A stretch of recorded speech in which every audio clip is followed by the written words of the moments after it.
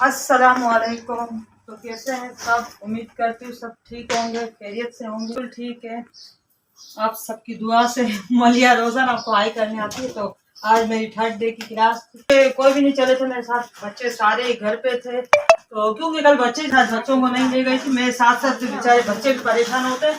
ये कपड़े वॉशरूम में रख, तो मेरे साथ साथ बच्चे भी परेशान होते हैं। तो आज क्लास भी हो गई। आज भी हेयर स्टाइल किया है मैंने। तो मैं अपना हेयर स्टाइल टिकटॉक पे जो मैं बनाऊंगी ना, वो मैं टिकटॉक पे डालूंगी। तो वहाँ पे आप देख सकते हैं कि मैंने क्या सीखा है क्या नहीं सीखा। तो अभी तक तो महीना तक तो अब माशाल्लाह से ये क्या कहते हैं हेयर स्टाइल की क्लास भी चलेगी। और उसके बाद एक महीना कटिंग की क्लास चलेगी। और एक टेंशन की बात ये कि वहाँ के एग्जाम भी होंगे जिस तरह स्कूल के होते हैं ना, क्वेश्चन आंसर लिखना भी होगा, सुनाना भी होगा। तो ये सब सुन सुन के तो मेरा तो दिमाग सुन हो गया। खैर बस ये बात है कि बहुत दिनों से मतलब पढ़ाई लिखाई, अब शादी से पहले की थी पढ़ाई लिखाई छोड़ दी, तो उसमें प्रॉब्लम हो रही है। अब याद करने बैठूंगी तो इंशाल्लाह ताला हो जाएगा। याद लिखने में तो सुस्ती बहरहाल नहीं होती, लिख तो मैं लूंगी।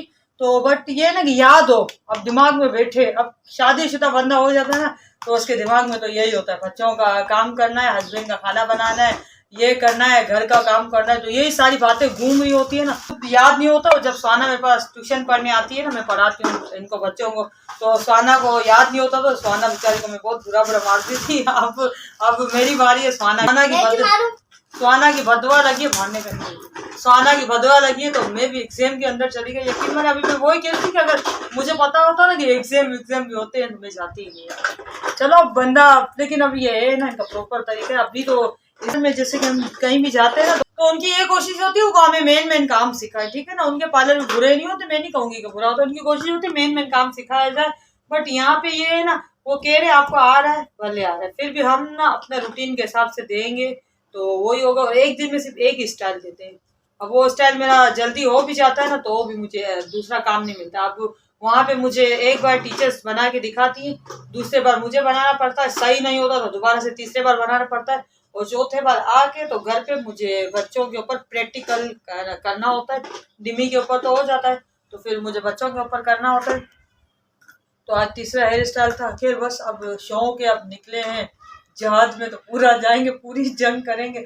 और इंशाल्लाह वो दिन खुशी का होगा जब 4 महीने पूरे होंगे और जब मुझे गवर्नमेंट की तरफ से सर्टिफिकेट मिलेगी। सर्टिफिकेट वैसे वैसे नहीं मिलता होता है, बट उससे पहले भी एग्जाम आते हैं, इतने सारे आते हैं। आज मेरे कॉलर में एक लड़की से मैंने पूछा, तो मैंने कहा आपके तो 4 मंथ पूरे हो चुके हैं, तो अभी तक फिर आपको क्यों सर्टिफिकेट नहीं मिली? कहा मैंने एग्जाम नहीं दी, और जब तक एग्जाम नहीं देते तो नहीं मिलते। कहा आपको ये सारी बातें नहीं पता थी? मैंने कहा नहीं, मुझे नहीं पता थी।